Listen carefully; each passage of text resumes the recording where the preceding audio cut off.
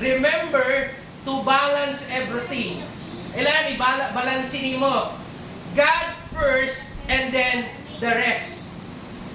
Diyan pa ba kayo mga kapatid? Amen. Pag oras para sa Diyos yun.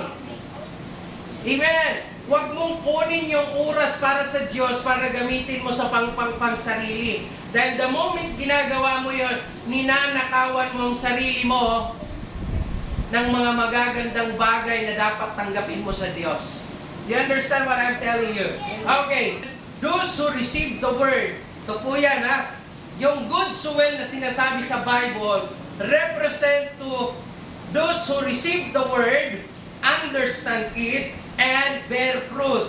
Tatlong bagay.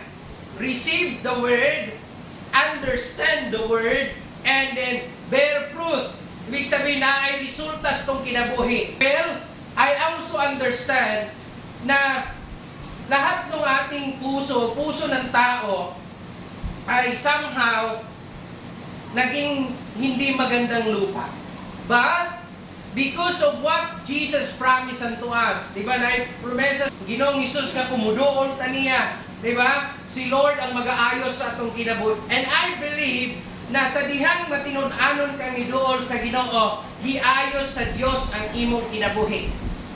From bad soil into a good soil. Tama? Nahimong maayo na nga tamnan ang atong kasing-kasing. Kaya dapat nato ni siyang kanang i-maintain nga mahimong good soil. Amen. Dili mo pwedeng pasagdan.